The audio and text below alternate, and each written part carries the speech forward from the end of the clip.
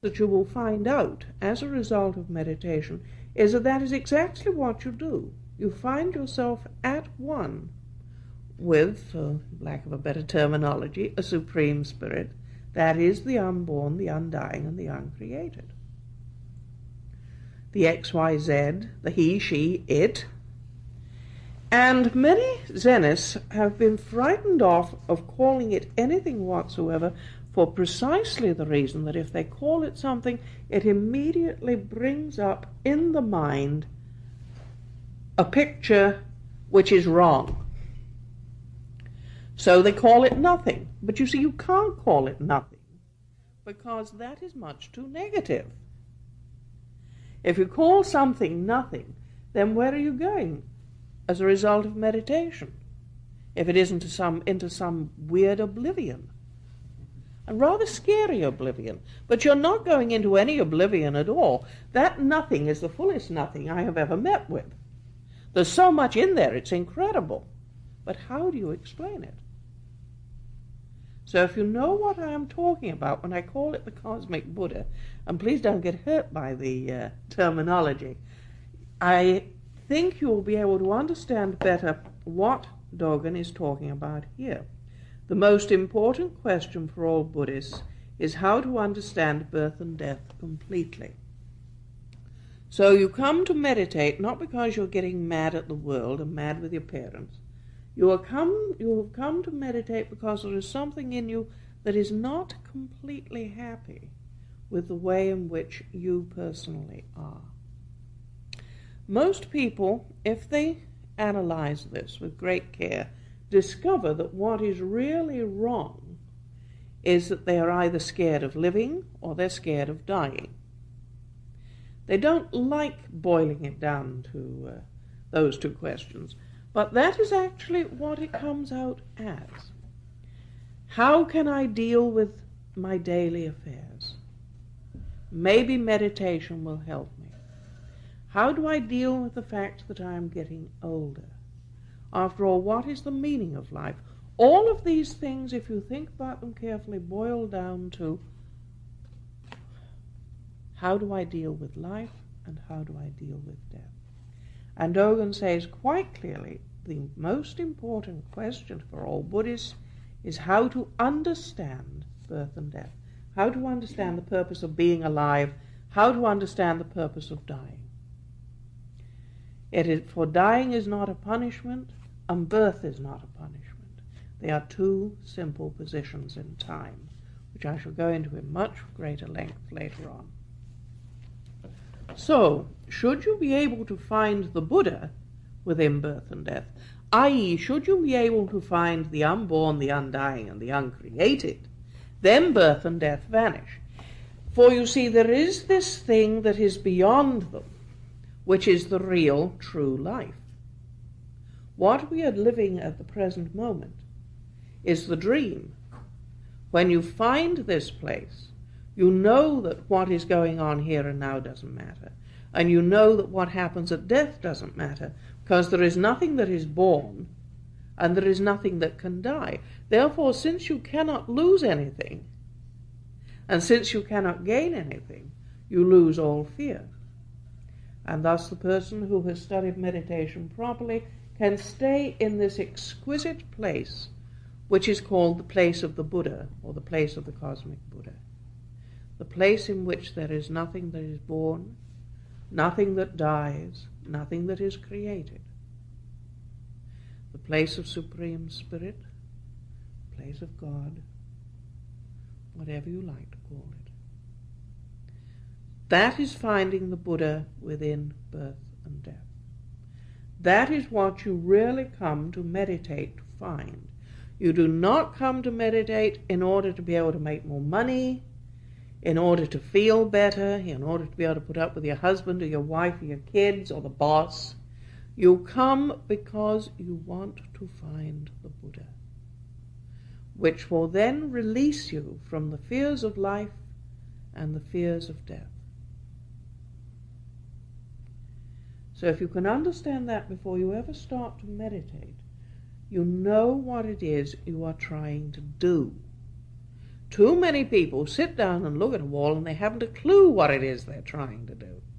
And they sit there and say, well, I'm an ass. Here I am sitting looking at a wall, and they're sort of counting their fingers or counting the knobs and counting the knots in the wood on the wall or swearing about the state their feet are in.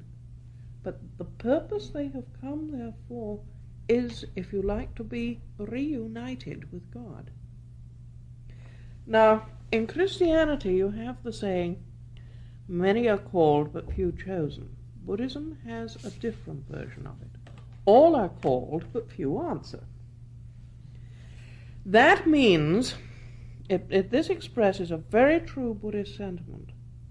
Every single one of us has a knowledge of the cosmic Buddha. Every single one of us has already within us the true spirit of the Buddha. All that we have to do is re-find it, because as a result of our general education and a lot of other things, we have been very carefully and neatly brainwashed out of it. We have brainwashed ourselves out of it. Our environment has dealt with it, has got rid of it for us. Our education has got rid of it. Our parents have got rid of it. And around the age of 7, we had this feeling of loss, which we always somehow could remember having had it at some time, but couldn't quite remember when, and a yearning to get back to it. What Zen will do is teach you how to get back to it in its meditation. But it is not, you will never make it without meditation, and meditation, although it is in of itself enough, in one sense, it is not enough, because you do need to talk about what you're doing to make sure you're not doing it wrong. So although pure meditation of itself is quite enough, without talking about it, mistakes can be made, and sometimes are. So, finding the Buddha within birth and death, both birth and death vanish. For all you have to do is realize that birth and death, as such, should not be avoided, and they will cease to exist. In other words, just live and just die. But don't think that this is the living that we are doing right now and the dying that we are doing right now. The true living is to be found within the cosmic Buddha. So long as we get our own theories and our own ideas in the way, we will not find that place. So long as all we do is just worry about external things, we will never find this place. By the way, can you all hear me clearly? Right. So long as you do not live from your center, but from external things, you will not find this place. This is why in Soto Zen we sit and look at a wall, so that we shall not be bugged by external things. Now,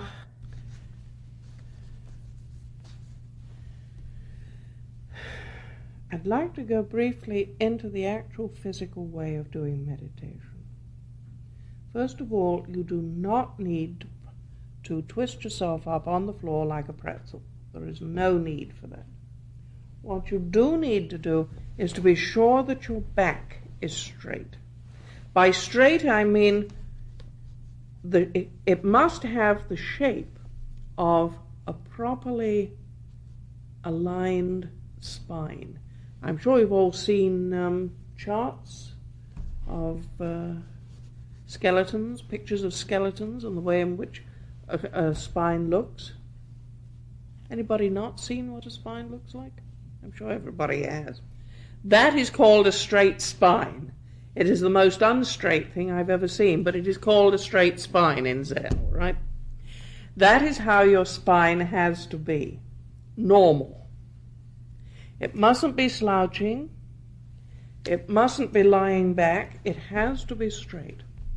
The best way to do it is either on a stool or on the floor. If you haven't got a stool, use a fairly wide chair. These are rather good chairs, actually, so we're not going to have a problem. Use a fairly wide chair and do not sit against the back of it. Sit forward so that your legs are not being restricted by the chair itself. Would you pull that chair forward, Kyogen, and sit on it properly so that they can see? Sideways? Yeah, so that people can all see how. It's very important if you're wearing trousers to not sit on the floor. You note that only a small piece of him is on the chair, because otherwise the blood vessels under the thighs are going to get badly restricted, and then your feet are going to go to sleep, or worse still, your feet are going to swell, which is most unpleasant. If you're on the floor, you can twist yourself up, and a lot of younger people prefer to do that. Got to the state when I prefer the chair. And I have been a professional at it for years, and I'm not ashamed of saying I prefer the chair. So. Yes, go ahead. Two comments about this chair. I think these are going to be the same. One is that it's a little low, so that the knees are higher than the hips, which is not advisable. The other problems in the arms are... Yeah, the arms worried me a bit. You do want something without arms because you want your... Well, I'm all right in this one. Perhaps those wooden ones might be... Unless you would like to sit on the floor, in which case we brought the cushions for you to use. Right, that is the first thing. You do not have to twist yourself up. You do have to make sure your spine is right. The next thing you must be sure of is your head. Make sure that it is comfortable. Don't lean it forward, don't hang it back. It must be in such a way on your neck that you almost do not notice that it's there. It must be weightless. Just let it settle wherever is right for you as an individual. No two people have exactly the same place for putting their head. If we were all exactly the same height, the same weight, the same length of arm and the same length of leg, we could make a blueprint as to how to do this. But every book on meditation has to be an approximation, because someone with long legs is going to have to sit on a different cushion, a much heavier one than someone with short legs. And someone with a heavier head is going to have to carry it in a slightly different position from someone with a light head. I'm talking now physically in weight. You really have to be very careful that you do not think that because one person looks so much different to you that you are necessarily doing it wrong. Supposing you have, as in one case of one of the monks in Shasta, supposing you've had polio and your spine is fused incorrectly, then you sit as well as you possibly can. The beauty of the cosmic Buddha is that he doesn't hold it against you that you've been sick. But he also does not expect you to twist yourself up in such a way that you will make yourself sicker. So do not try to do that which is unnatural. Next thing is where to put your eyes. Do not close the eyes. As we go through this course, you will see why it is most unwise to close them. It's a very, very long subject and will probably take a whole session to explain. So please take it from me at the moment, because otherwise we'll get things out of whack. The eyes should be lowered comfortably. If you are a spectacle wearer normally, do not take your spectacles off. You are not trying to make yourself feel weird or different. You are attempting to become normal, completely normal, and to return to that which is truly normal for all living beings. So don't try to become something different. If you're a spectacle wearer, find where your eyes rest comfortably on the floor, or if you're sitting here, comfortably on the table, and just choose a spot and go with it. Don't try to strain them. Don't try to see a specific spot. Just find where they rest naturally. One of the things that it says in the information in this book on how to do meditation is about 3 meters is the right distance for sitting, which tells us a lot about Dogen's own eyesight. He could see comfortably at a distance of 3 meters, but not everybody can. The purpose is finding the place where you can see comfortably and settling for that. Next thing, do not get worried by sounds and noises or things on the carpet or things on the table.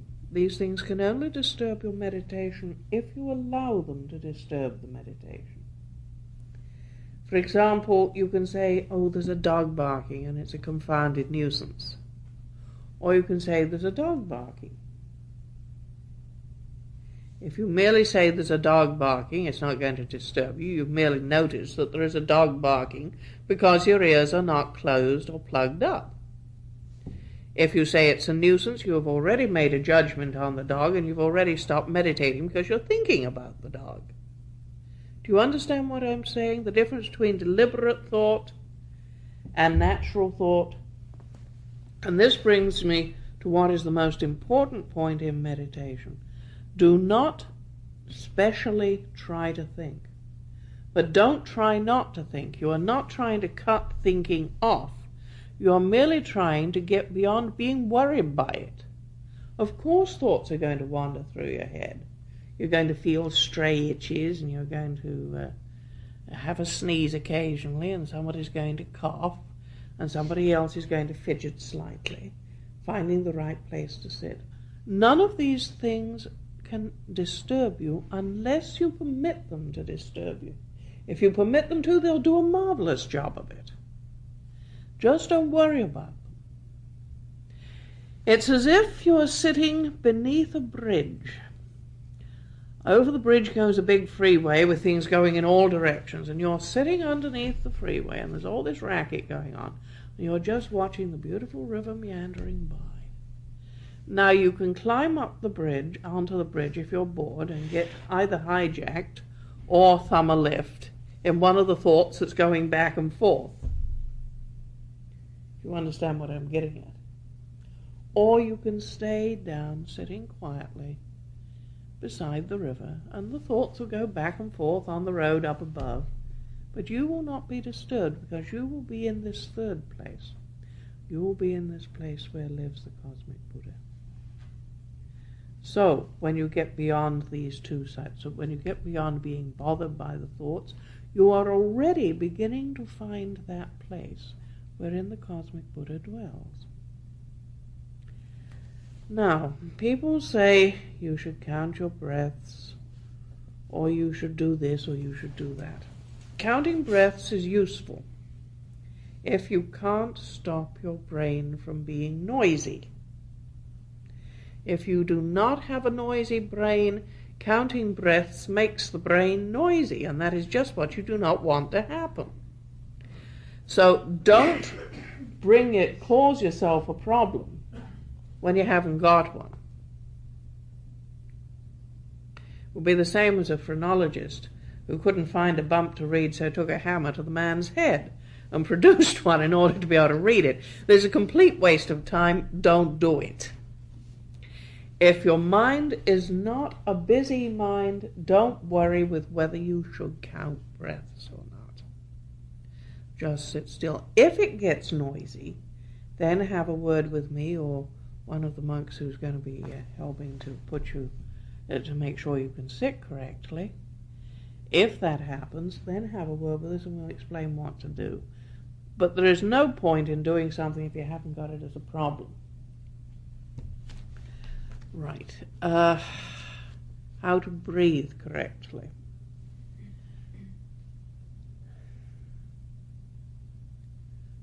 Do not try to breathe abnormally. Whatever is normal for you is right breathing. Dogen says one must harmonize the breath with the rest of the body. That means do not allow it to become coarse. Don't hyperventilate. Don't get involved in the breathing. Just let the breathing be normal. Let it harmonize with the rest of the body. Everything is in harmony as it normally is. You need to take at the beginning 2 or 3 really good deep breaths to make sure that your nose isn't stuffed up and that all passages are open and you can breathe comfortably and normally. But you do not spend the rest of the time trying to take different types of breaths from what you have normally taken. Take whatever size breath is normal for you after you have done 2 or 3 deep ones. Now there is another reason for taking these deep breaths. And that is, you have to set up what the Taoists call the backward flowing motion, and which the Buddhists call the turning of the wheel. The wheel is simply the circulation of the breath. At the area of the coccyx, base of the spine, is the place where the in-breath starts from. It changes at the top of the head to exhalation and comes down the front. So when you take your deep breaths, you set up a sort of wheel. Up the back, inhalation, down the front, exhalation. Up the back, inhalation, down the front, exhalation. You then do not spend the rest of the meditation period worrying as to whether the breath is going in that direction or not. Having set up the 2 or 3 breaths that tell you that that is how the breathing is done in meditation, you leave it to go of its own free will. And it will. You do not need to do any more than to set it up.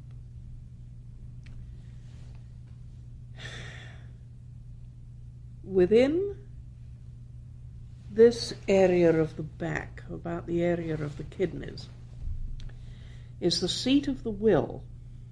It is the will that enforces the desire, reinforces the desire for meditation.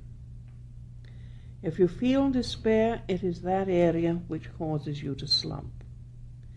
If you are eager and alert to meditate, it is that area which seems to work as a sort of dynamo to get you going. Therefore, it is that area from which, if you are sitting properly, the feeling of energy coming up comes from, because that is the area where the will is situated. At a later date, I can give you proofs of this. You're going to have to take it on trust for today whilst we're learning the art of meditation, okay? So, you are sitting thus. You note where the breath comes from. You pick up the breath with the will, you bring it to the top, and it comes back down almost like a shower, like a fountain shower over the body. You do this 2 or 3 times, and then you just sit quietly, allowing it to happen naturally, with the mind bright, not trying to think, not trying not to think, not grabbing at thoughts, not pushing them away. If a thought comes up, it's a darn nuisance, that dog. Oh, I must push that thought away. You've already taken it 2 more down the line. If it comes up that the dog is a nuisance, then just go on from there. Do not try complicating it by complaining to yourself that you complained about the dog being a nuisance. Do not make the thing into a chain of complaint. Have I not covered anything? Hands, thank you. How to hold the hands in meditation. There are various things that I'm sure you have heard of, various mudras. They are explained in the Book of Life here, which we shall go into later. That, for the time being, we will leave. The only thing that we will be doing is the meditation one. If you are right-handed, put your right hand under your left. If you're left-handed, put your right hand over your left. Now, this is done solely so as to make sure that you do not tense up your body. You see, if you're sitting like this comfortably with your hands in your lap, and a meditation teacher comes by, and he sees your nails going white, he knows that you're all tensed up. If he only sees them touching lightly and they're a nice normal pink color, he knows that you're sitting properly and all this part of you is relaxed. So the whole purpose of this is to tell the teacher whether or not you are relaxed enough to be able to sit comfortably. The reason for left over right and right over left is that whichever side of the body is the most active should be kept a little quieter, and therefore the less active is superimposed over the more active. That's the only purpose for that. There are other reasons for having the hands like this which will become apparent as we go along. But for the time being, it is important that you learn not to tense yourselves up in the way in which you hold your hands. Now, I know that you are going to find that as we go along, I will seem to keep giving you more information about various points.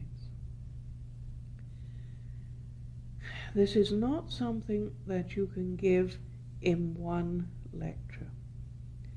Every time you meditate, every time you settle down to work in this way, you will discover something new. And the Zen master is very much like a mother feeding a child. She is glad and happy to feed it steak when it can eat steak. But since at the age of 3 months, shall we say, the most it can manage is strained baby foods, that's what you get. In meditation stage 1, which is what we're doing now, which also happens to be all the stages of meditation rolled into one, but you can't see that until you've gone all 4 of them. In meditation stage 1, it will look as though at a later date I have not told you everything. And you're darned right, I haven't. But I cannot tell you everything when you begin. You have to find out a tremendous amount for yourself. Just keep your minds open and do not hold it against me that at a later date I am going to say something more or what may seem to be something different. Because all I am doing is telling you as much as can be done at this stage. Fair enough? Right, now let's see. How many want to try sitting on the ground and how many want to try sitting on chairs? Okay, would those who opt for chairs, shall we say, come to this end of the room? And those who opt for a wall, let's go to this end where there's a wall. And would you help, please, with...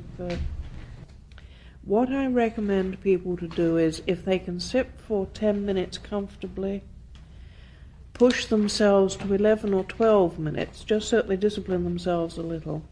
And when that's comfortable, push themselves to 13 or 14 minutes. When that's comfortable, and so on. But never push it longer than 45 minutes. The most experienced of Zen masters never sits for longer than 45 minutes. For the very simple reason that you can get very dull in the head if you tend to sit longer than that. The normal process and the normal meditation system is to sit for 45 minutes, take a quarter of an hour walking about and exercising the body a little, just walking about quietly. If need be, use the toilet, etc. And then go back to sitting down for another 45 minutes, then walk about for another 15. And this has been proved both by the Buddha and by all the monks that were ever any real good since that time to be the best system, and since it worked for them, I don't see why we shouldn't use the same system. But don't force yourself longer than you really can. I know I have a lot of people here who have been doing it for a fair number of years, and that means that I occasionally, forget that perhaps I have someone who has not done it before. Anyone else have trouble? Yes, I do. My feet went to sleep, my trousers.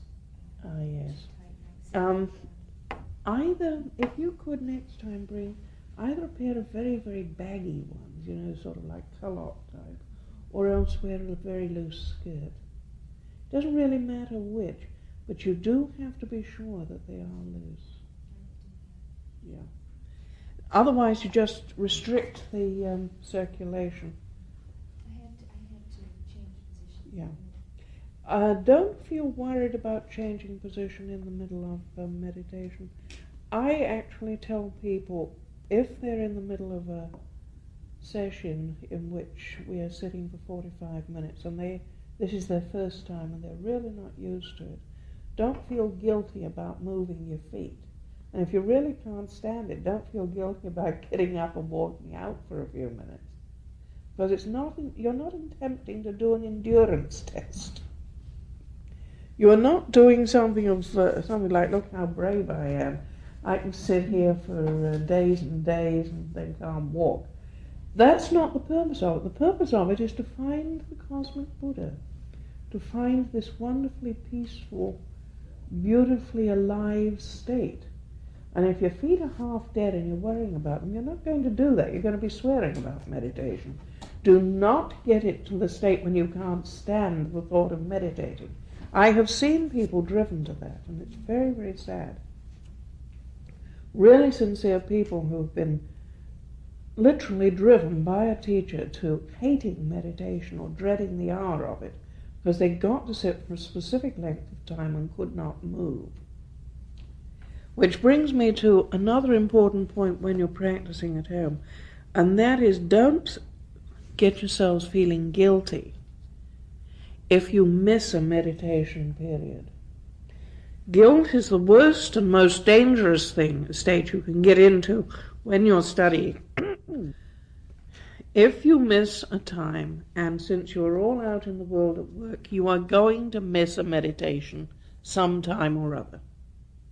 Since that is going to happen, recognize the fact that you are human, that you are occasionally going to miss a meditation, and say, all right, that is not going to make me swear about it and say, oh, well, I missed yesterday, so what's the point, etc., etc.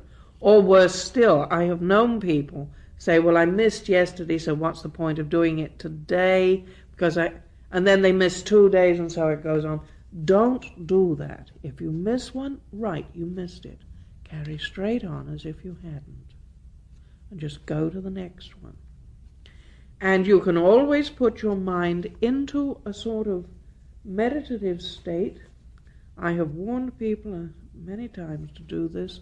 Instead of sitting at red lights complaining that they don't change and this sort of thing, you can put your mind just quietly and say, all right, the red light on, so I'll meditate for a couple of minutes. There are 1 million minutes in the day when you can put in a spot of meditation, which can be very valuable, provided you are not stuck with the idea that you've got to sit on the floor, tied up like a pretzel, or that you've got to have a specific place. The art of learning to meditate is to be able to be one with the cosmic Buddha at all times of the day and night.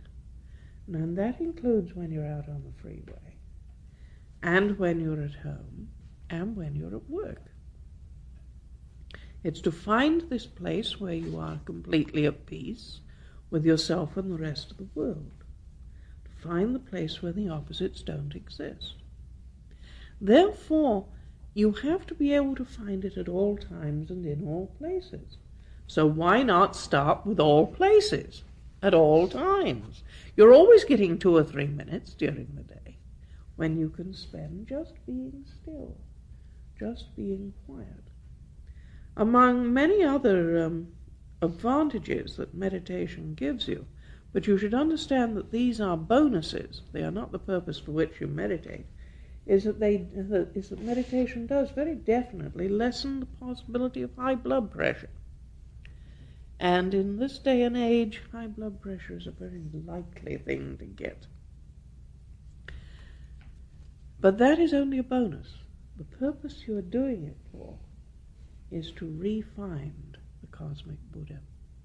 Now, I'd like to hear any questions you've got on the meditation you've had, anything that might have... yes, go ahead. I was terribly bored, and I found myself wanting to watch the thoughts and go with them for entertainment. Yes. You know? And I wonder if I should be counting my breaths or something. You can try it if you wish. All you have to do is never count beyond 10 breaths, all right? Count 1, which is on the in-breath, out. 2, out. 3, out. And if you find that you get hijacked, if the thoughts hijack you, then start at 1 again. Don't go on. Never go beyond 10. Now, don't continue that practice for years and years and years. I've known people do that, because in the end it can get very much in your way. Only continue it until the thoughts stop grabbing you. And every now and then, perhaps every 2 or 3 days, check to see if you're getting on top of the thing. Because it's you that has to make the running. You that has to do all the work on you. And after about a week or 2, that should stop. Don't get worried if it doesn't. I had one professor type once who it took 4 years for. His brain was running around so fast. He was like 10 men and a wee fellow trying to catch it. That can't happen. So don't feel hurt if it doesn't go away in 2 weeks, all right? But it should be lessening. Okay? Yes? Roshi, could you talk some more about guilt, since you were saying, since it's so rampant and on the other extreme? And what way do you want me to talk about it?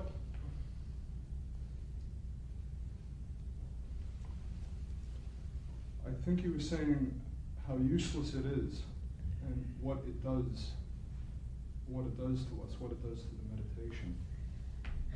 In Buddhism, there is no such thing as original sin. Unlike Christianity, I don't know if they have original sin in Judaism. I believe they do. What we heard last time was that they don't. Well, I keep hearing from different people they do and they don't. And I'm trying to see what's the general feel of this bunch. Okay, they don't, right.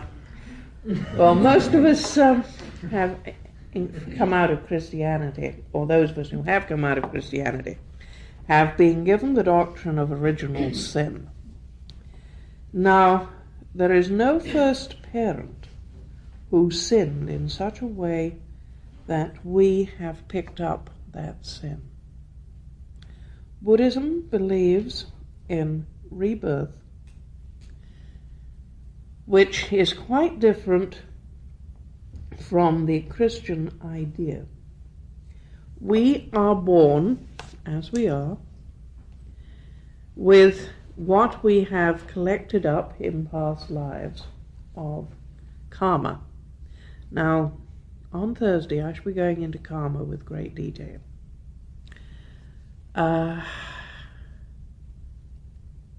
Generally speaking, karma is thought of as cause and effect. If I do such and such will result.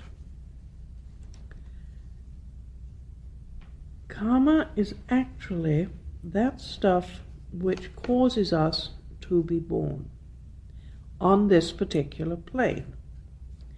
Buddhism has a large number of planes of existence.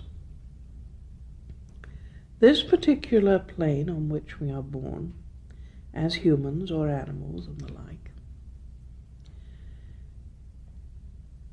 requires 5 aggregates, as they are called, to produce a human being. Form or matter, perceptions, thoughts, Activity or inclination. activity or inclination, and consciousness. Right. Now, you can have all of these, but without consciousness, nothing's going to happen. And karma is what causes consciousness on this plane. When we have cleaned up all of the karma, then there is no further purpose for existence on this plane. You are still in existence. Do not suffer from the idea that having cleaned up all the karma and all the good part of you having gone back to the cosmic Buddha, then this thing that's left is dirty. That isn't true. What is left is still the pure essence of the cosmic Buddha, which may take a little longer to get there than certain other parts. The karma which we are born with, which we have collected up from past lives, is the nearest thing that one gets to original sin. But one is not guilty as a result of collecting up karma. Karma is like a perfume. If you, for example, suppose you go out and buy some fish and you bring it home in a bag and you eat the fish.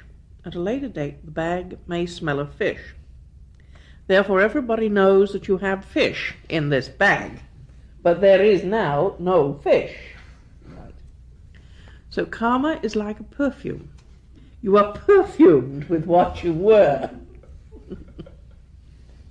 but it is not you.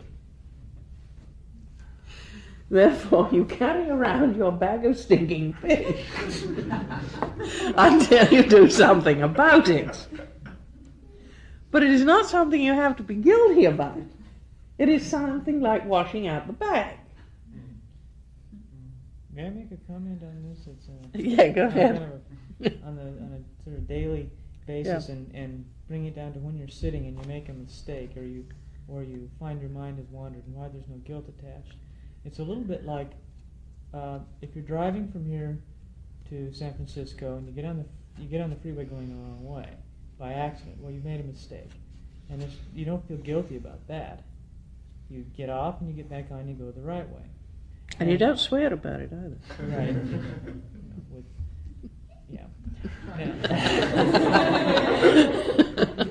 Then karma is rather like that. It's as if you make certain mistakes and the car has ended up going the wrong way, or it happens to be here and you're all heading for San Francisco, if we can liken that to Nirvana. And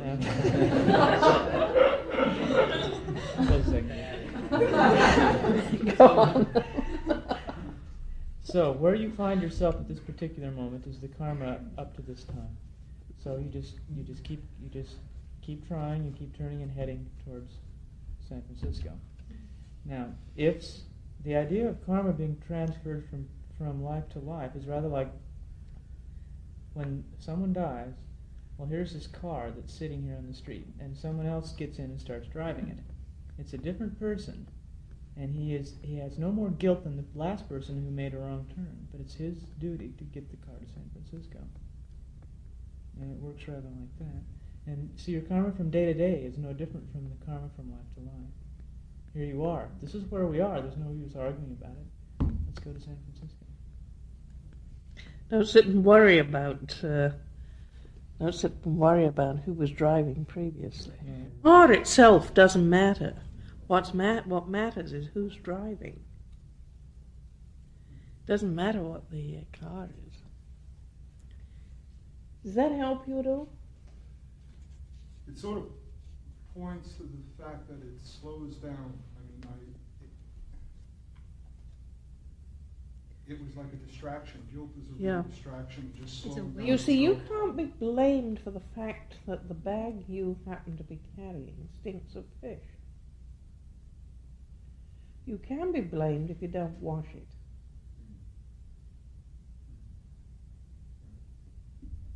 But it's not your fault that it smells of fish. You did not perfume it with fish. The fish perfumed it with fish. Likewise, you don't have to go around stuffing more fish in it.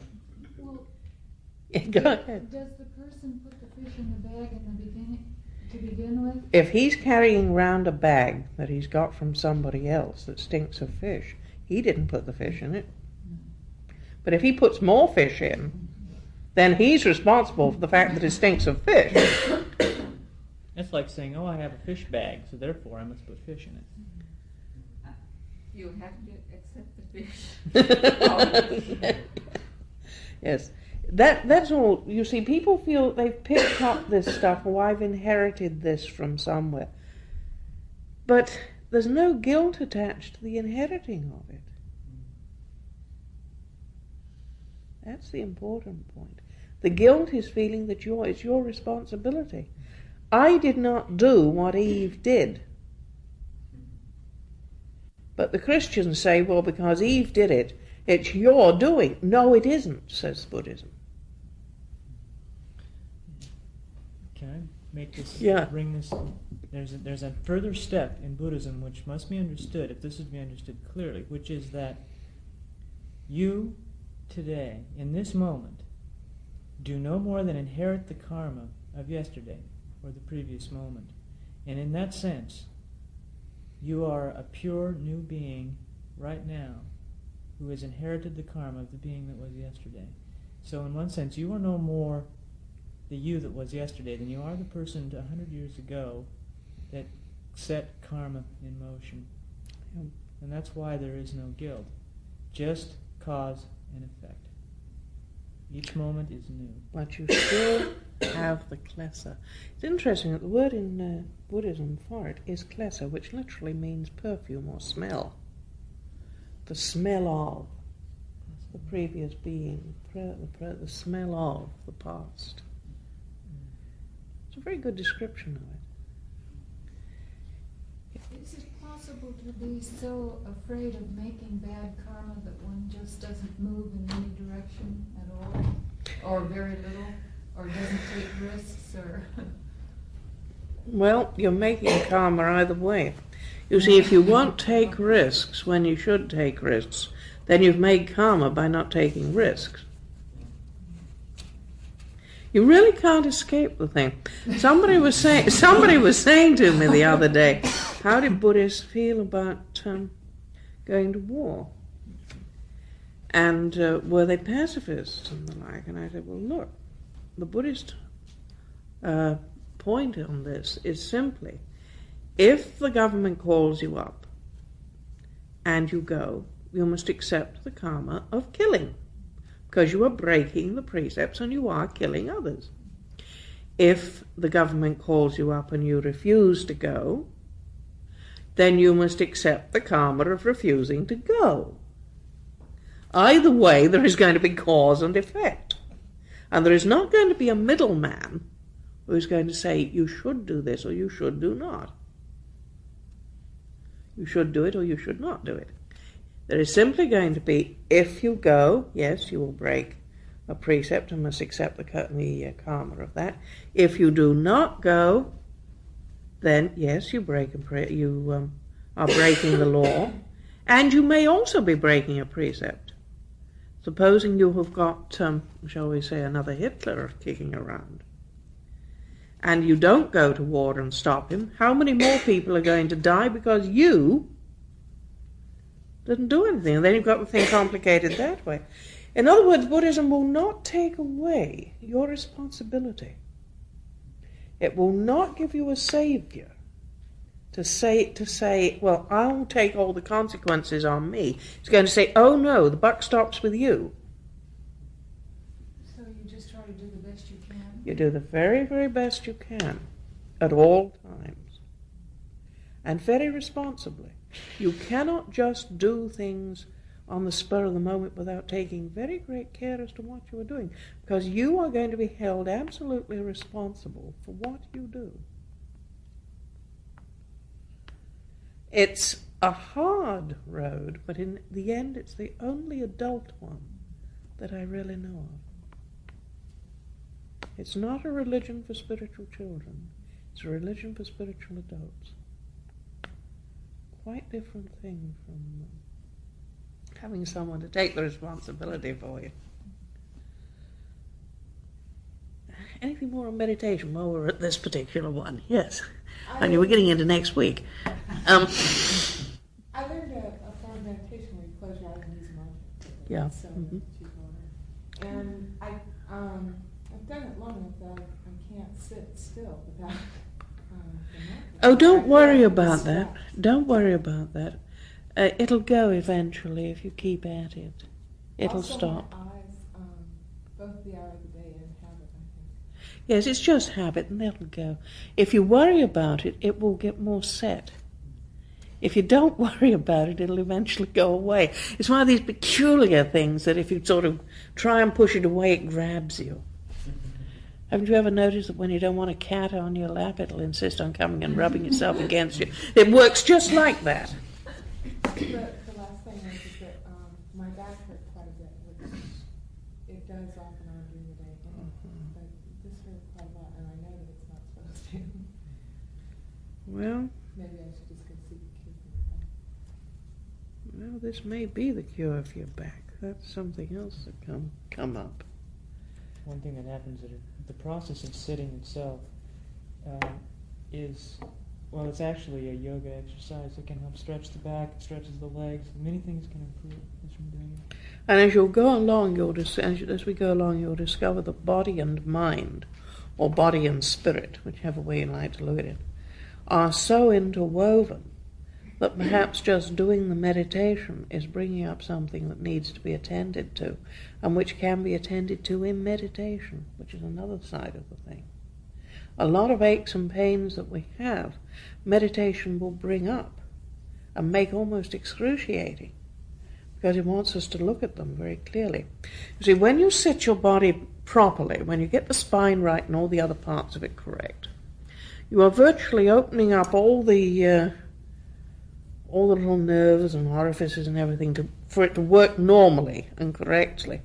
And then all the stuff from the past, both physical and mental, is going to come back, because your body has memories in every little part of you. You know how a musician seems to have memories in his fingers for where the notes are? Well, all of your body has memories, all parts of it, for various things. And if you meditate, you can get in touch with those memories, and it's quite startling what you can find out. For example, after you've meditated for a fair amount of time, if you've had an operation and you work on the scar, you can actually hear what the doctors and nurses were talking about at the time of doing it. That part of you has retained the memory. Now, this may seem remarkable, but it's fact. You can pick up some incredible things. The art of Rolfing Yeah. is really proof of that. Yes. Memories are tied up in nerve bundles and muscle. And you see, it will also frequently show you the cause of allergies, or what you thought were allergies. Yeah, they've gone with Well, don't worry. Meditation actually does some quite incredible things if you do it properly. But all it really does is align everything up right, so that all the doors open up.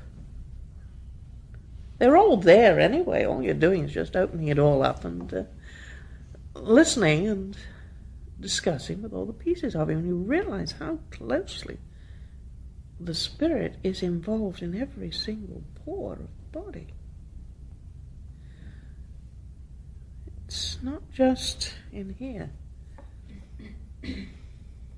It's almost as though each piece of you has its own private line and its own separate storehouse. You know, like a telephone exchange, and it's got its own information of everything that ever happened to it. That sets me up for using it. Yes, it can. Yes, go ahead. Yeah, along the same line. With me, oftentimes, like, emotions come up, and, like, I'll find what would naturally happen is I would start crying. Yeah. And I can force myself to stop that, which doesn't seem that healthy. On the other hand, Usually when one first starts to meditate, or when one hasn't been at it too long, or even if one's been at it a fair time and hasn't had much help with what's going on, or been told much of what's going on, the coarser side of the emotions will come up, like a lot of crying, a lot of deep grief, a lot of deep fear, this sort of thing. And the more once one's been taught how to handle that, then the less coarse things come up much more subtly. so what do you recommend doing with that? When it comes up initially? How long have you been meditating? Well, on and off for several years and regularly, just for a few minutes. Have you possibly dug deep enough for something quite rather larger than usual to be actually coming up? Do you live in Berkeley? Could you come and see us at the Priory sometime? Because it's actually going to be a rather private matter, and you probably won't want it dug up in public. Might be a good idea. In the meantime, I strongly recommend you read this thing, The Book of Life, which can explain an awful lot of what's happening. And part of which, have you all got this, by the way? A young child becoming separated from unity with the cosmic people at about the age of 7. Or thinking that it is. Nobody actually is ever separated. What we do, out of this comes the danger of thinking that we are unclean, or there is something in us that is permanently unclean, which is not true. From about the age of 7, we start agreeing with others around us instead of keeping to our own true beliefs of what we know is right and wrong. We get caught by our peers by about that age. Many people get caught a lot earlier, though. I've known children caught as early as 2 and just going along with things for peace and quiet. But inside they know they're wrong, and there's something gets steadily saddened as that happens. I wrote a chapter about it in the Book of Life. Something very curious about that, too. My way of thinking is that when I was raised in the Catholic tradition, they explained to us that at the age of 7 we had reached the age of reason, which allowed us to take First Communion. You thought as they did, in other words. I'm sorry. The first step to taking First Communion was taking confession. Yeah. I wondered if this is a recognition of the same problem or a sort of... I think it's a recognition of the same problem from a slightly different point of view. Certainly a child from about 7 knows when it's doing right and wrong. It's got right and wrong very firmly established in its mind. But we tend to think only in terms of right and wrong. Before that, it knew the cosmic Buddha. Now, with any luck, it still knows the cosmic Buddha, but it's got right and wrong in there as well. It's conceivably possible, in fact, I know it happens, that after a bit they lose the cosmic Buddha and just keep the right and wrong, or seem to lose the cosmic Buddha. Do you know what I'm saying? And they get stuck in this duality of should I, shouldn't I, all in their heads, instead of staying still in their own hearts and knowing what is right and what is not, what is true and what is not, what is real and what is not. Which doesn't stop you knowing right and wrong. It stops you being a slave to them and being worried in your own mind by them.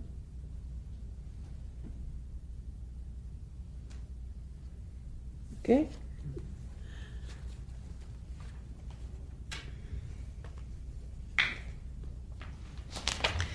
You seem to lose this nice third thing when you're about 7, if you're not careful. What is it that would cause a child to lose it? Would it be worries or illness? Or? I think it comes out of buying an adult world, buying our values. rather than staying with the true beauty of knowing what is real and knowing what is not. I can give you a case in point. A small child will love a furry animal or love a tree or a butterfly. Its beauty. I'm not talking about the sort now that pulls them to bits. It may do that too without them not knowing what it's doing. But it will also admire and love. As it gets older, a cheap tin tray is of more importance and something to pay for rather than to go and get a kitten or to... After all, this was made by man. The kitten was only an example of the cosmic Buddha. You see what I mean? The value changes. I know what you mean because of a boy in our neighborhood who, he's two, he told his mother that she was beautiful. She said, "Oh, thank you." She said, "Just like that dog next door." Right. And that was a source of great humor to the adults, but to the child But, was perfectly... and was probably very hurt because they laughed. Yes, that's exactly what I'm talking about. There's another child of two up at the Abbey who'd been sitting in meditation with his parents, and the parents were having a fight one night. And he looked up and said, "You know, Mummy, you need to get back to your secret place where we are in meditation." And the parents stopped the fight very fast. But the point was over. The child knew where that place was, and they were beginning to lose it. That's exactly what we were talking about. I was out at, what they call the name of the place, Africa, USA, down in Menlo Park. Marine World. And I was introduced to a chimp, because someone I know happens to be a friend of the boss. And the chimp liked me very much and did me the very great honour of looking for fleas in my hair. It was a very great honour. It was a great deal of love in the way in which it was feeling. And it understood, and it was expecting me to look for them in it. This was not something comical or monkeyish. Do you think that animals can express gratitude? Oh, can they ever? I have felt that they do. They can do it far better than we can and frequently do. Because there is a purity there, which the child has, which is what we are talking about. It's that purity which is the cosmic Buddha, the isness, and which they lose as they become sophisticated. And one of the beauties of Zen is it teaches you how to find that again. And then it also teaches you how to fit a watertight door on it so that you can look out and enjoy it and close it before the rest of the world gets in to try and tear the wings off the butterfly. Yes? Well, I'm a little bit confused, or I don't know whether that's the right word, about the elevation of the child here, because it's a little more complicated than that, don't you think? I mean, they're Yes. also very self-centered. It is and much more complicated not, than that. I mean, they come from sort of two different places. Don't misunderstand me. I am not talking now about the karma that it has brought with it, which is what you are worried about. I'm talking about the pure part of it that it has got. And a very large part of it is that. Then it can add to the store of the nastiness, which you were talking about, the self-centeredness, which comes out of the karma which it has brought with it, and in fact is the manifestation of that karma. As a result of our teaching it to come out of that pure state, we can then teach it to put more fish in an already fishy bag. And what we have to do is be very careful that we do not teach it to do that. We have to teach it how to wash the bag out, not to continue to put more fish in. Yes, you're completely right. But that is exactly why you have this problem with children. They have come from this incredibly pure thing, bringing with them this bag of fish, dead fish, the smell of which there is nothing worse. Does that answer your... Yes, I understand that. Yeah. It seems like that children come with the ability to be childlike, but they're taught how to be childish. Yes, I'm afraid they are. frequently by childish adults who have need their ears boxed. I was thinking, because this child idea came up, and in Christianity, a lot of the things that this has said, well, Unless you become as little children. You become as little children, you shall not enter the kingdom, and things like that. It's interesting. Which is true, because that's the state you have to get to in Zen. You cannot find the so-called nirvana of Zen, which is really finding the cosmic Buddha, unless you become completely naive. But that doesn't mean you become childish. It doesn't mean that you go back to the state that our friend was worried about here, of carrying around the dirty stuff as well. You've got to get rid of all of that. You do not become as a little child. You become as a little child without his karma, which is quite a different thing from a little child. Totally different thing. I would just like to say one more thing about that. Is it maybe possible that it's necessary to make a free decision about going back to that place rather than just being it from birth? And that a 7-year-old child or a 6-year-old child can't make a free decision. I think that that is very important. I think that the person has to make that decision. I also think it is incumbent upon the adult not to give the kid so much more extra fish that it looks at the amount it's got in the bag and says, forget it this time round, which is what a lot of us do. I feel that it's our duty not necessarily to keep them in that state, but at least not to place so much more in their way of making the decision if they wish to. Yes, I would agree with you. I thought you could have a positive karma that was not always a dirty, dead fish. That is why some people seem to have so much more good fortune, shall we say, than others. And some seem to have so much less. It explains the inequalities of the world. There is good karma. Oh, You yes. can create good. Oh, yes. We very definitely can create good karma. Yeah, and you can There are carry two that on. forms, kusala and akusala, and I can never remember which is good or bad. But you can definitely have both. You're not necessarily at an advantage, though, by having a lot of the good, in quotes.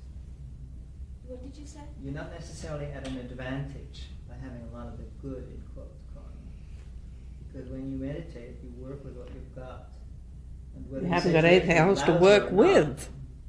doesn't normally make that much of a difference in a real sense. The thing that you're dealing with, in one sense, what you're dealing with in meditation is not so much the karma itself, but attachment, which means that, another word for good karma is merit. And merit has a habit of running out. And it runs out, it doesn't seem to last anywhere near as long as the bad karma. You seem to have to give such a lot more merit than you do for... 7 times as much. It would seem to be more than that periodically, but I agree with it. It really does run out awfully fast. This is why in Buddhism there is a difference between what the Buddhist concept of heaven is and nirvana, because heavens are many different higher planes or different planes which one can enter as a result of merit. But if you just sit there and enjoy it, the merit runs out and plop, you drop down to something else. The point of meditation is something other than enjoyment or good. And this is why you are nice looking for the feelings. cosmic Buddha, why you are looking for that which is unborn, undying, and uncreated, rather than finding a place where you can enjoy your merit. This is why you do not look for a heaven. You are looking for the place where that is permanent. If you go to a heaven, right, you can go to a heaven and have really terrific time. And when the merit runs out, or when you can no longer pay for the Holiday Inn, where do you go? Crash in somebody's head, I think is the modern term for it. You've got to So long as you're paying for it in that sense, you can never have it permanently. But if you have found that which is unborn and undying, then it doesn't matter. You're not interested in happiness. There's no point to, who would want happiness? A dog asleep in the sun is happy. If you can know ecstasy, who wants anything less? Anyway, you had a question. Yeah. As we were talking, I realized what I was talking about, guilt, was associated with the idea of a smelly bag of fish. Is still to know that that smelly bag of fish still has within it purity. And that the bag itself is a pure bag. Mm-hmm. All you have to do is wash out the smell. There's nothing wrong with the bag. And that also is the smell, because that's what I get pushed, what I push myself into is being separate from. Anything, this idea of separate from, it's that eternal damnation that you're off of, and there's a part of the hand. I mean, the image that I take refuge in a lot is the one from Monkey, where Monkey flies around the hand and still has not left.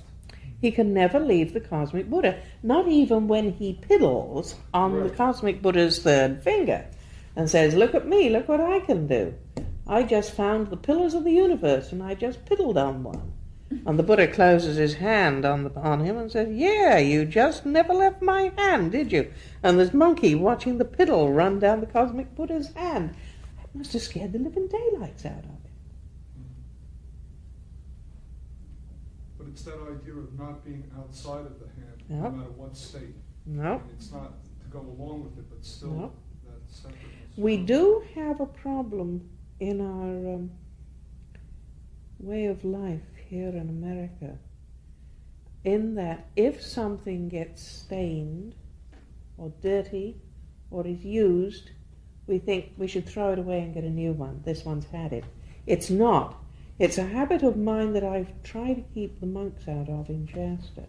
Oh, no, that can be reused. That's good. Let's use it. It's to get over the point that this has only got a perfume from the past.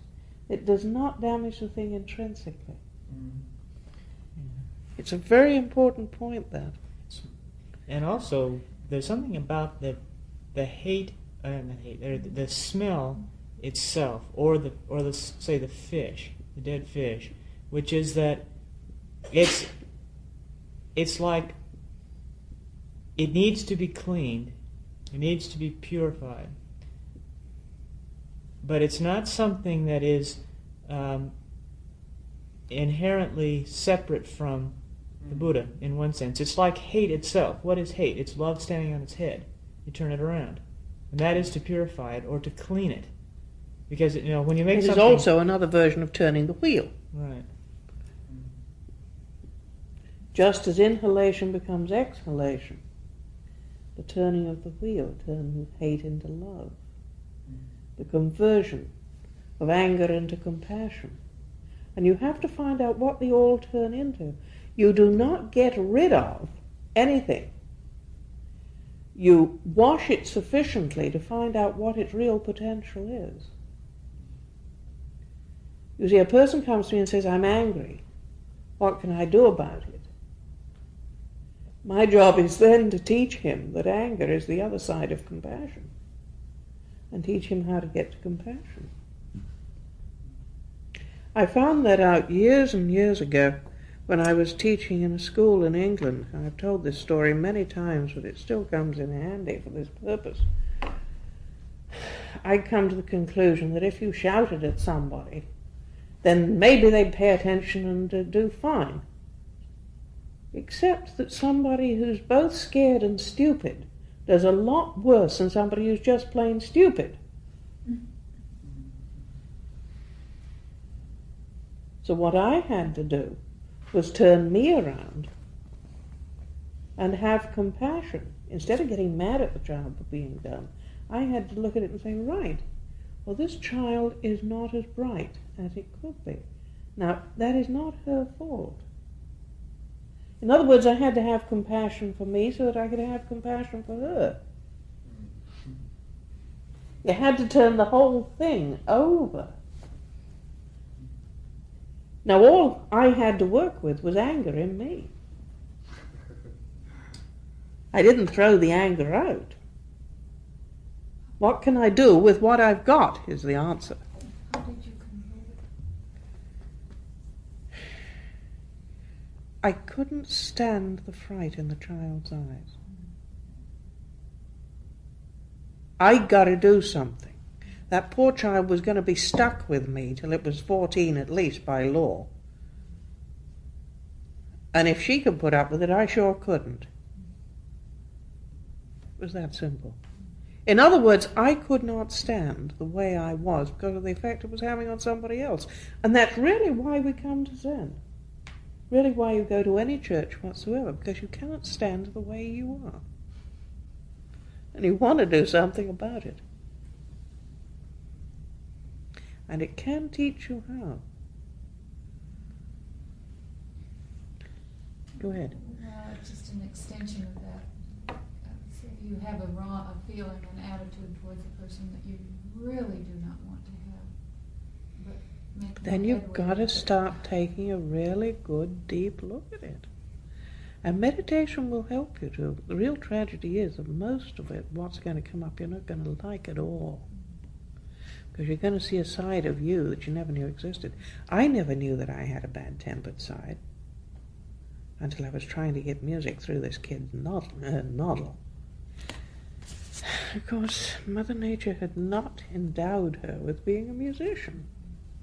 A point that I hadn't taken into consideration.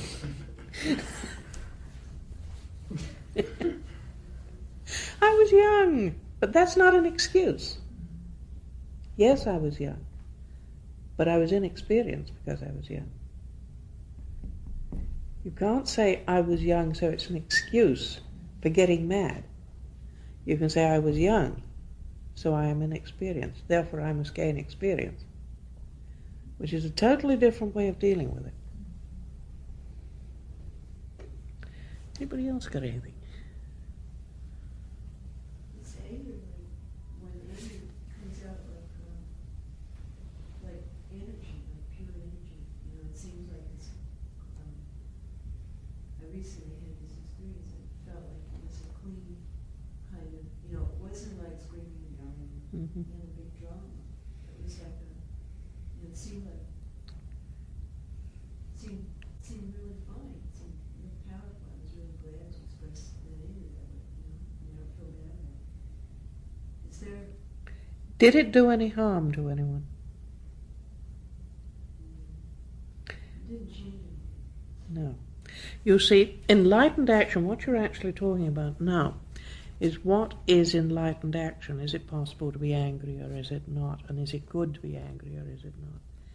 And what you have to take into consideration here is who benefits. Right. Then it's not enlightened action.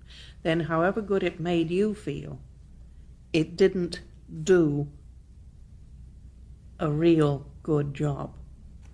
There are 3 precepts. They call them precepts. I don't know any other term for them. After you have got over not after you've got over, these are the extensions of do not steal, don't murder, etc. There come 3 questions that you always have to ask yourself if you want to be sure that you're going to do an enlightened act. The first is, am I ceasing absolutely from evil if I do this thing? The second is, am I doing good and nothing other than good? And the third is, am I doing good for others? And if you can't get a yes to each one of those 3 questions, then you don't do it.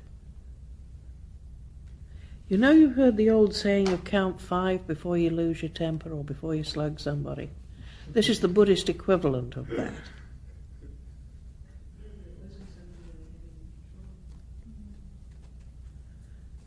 Well, I would have to know the circumstances, and I'm certainly not going to ask for them in public. I would have to know the circumstances to know the answer to that. But I would have said that someone could, after a lot of training, be able to have control over that.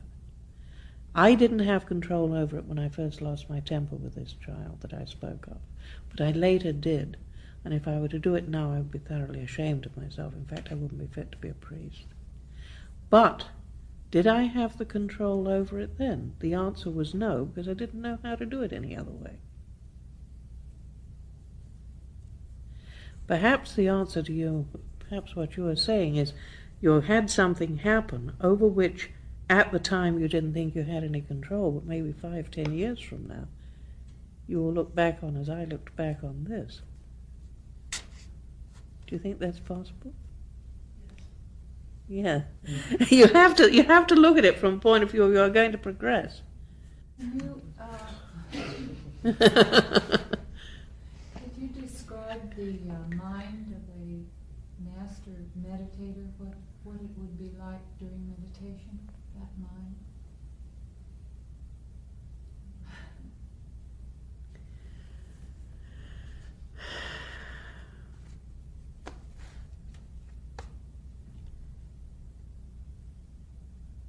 Once you have done it,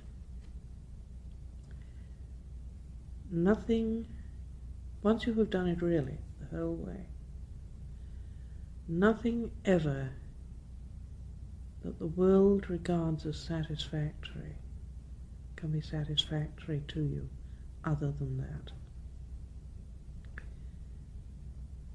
One of the things that proves that one has done it right is the fact that food is no longer of interest. After the taste of Dharma, nothing can be really tasty. You eat lest you become lean and die, but there is no real interest in the food. Sex does not arise at all, because after you have been possessed by Dharma, after you have known that love, there is no physical love with which to compare it. There is no desire to study anything at a university or to gain knowledge, because after you have had knowledge of Dharma, there is nothing worth learning left. And so it goes on throughout one's entire life. So the life looks quite boring, but in fact it is a life of ecstasy. That's the only way I can tell you. Does that answer your question? I think it does. Okay. It's rough on the way there, very rough, because you have to do so much you never believed was possible, and you have to do so many things that you never conceived of, because there's a lot more to it than just what I've been talking about today. I always get worried on these first lectures, because it's like diving into the deep end of a swimming pool that's about 50 fathoms deep, and wondering what you're going to come up with on the first one, because you're really starting everybody from scratch and trying to take them down for a deep dive with you. Is it possible to obtain that state? Or do you know people that have done that, and then because they've never been in a supportive community that would support that, have either worked on destroying themselves or destroyed that state because it was unacceptable by the society around them?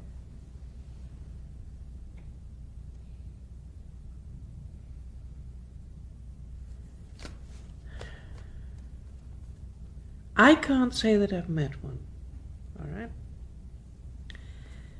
I have not met all that large a number of people who have got that far in it. I have met a lot of people who have had what, for lack of better terminology, can be regarded as a first kench or a first understanding. But many, many people have seen God. Very few of them have ever known what to do with it. Seeing him is one thing, and learning what to do with it and how to be worthy of it are two totally different things.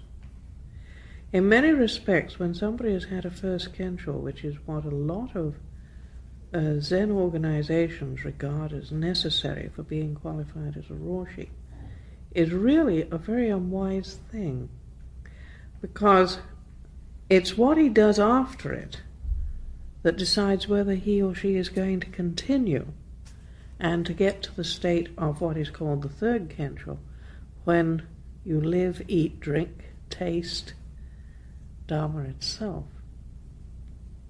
Well, And it's very rough after the first one. I guess that was more of the question I had.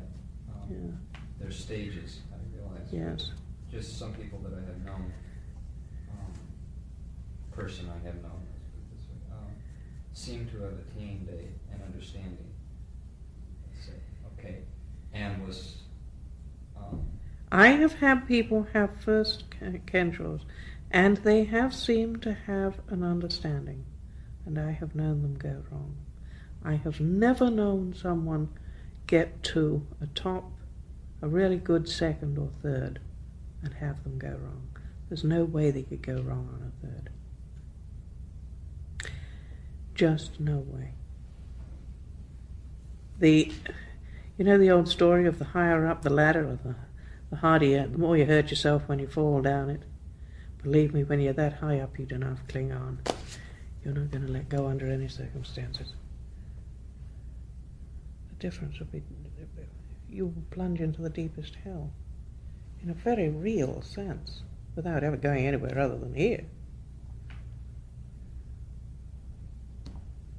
But yes, I've known people go back after a first, and they've been very, very grievously hurt inside in consequence. I don't know about your friend, but I've known that. Only twice, fortunately. Once with one of my own disciples, and once with someone who is now in Japan.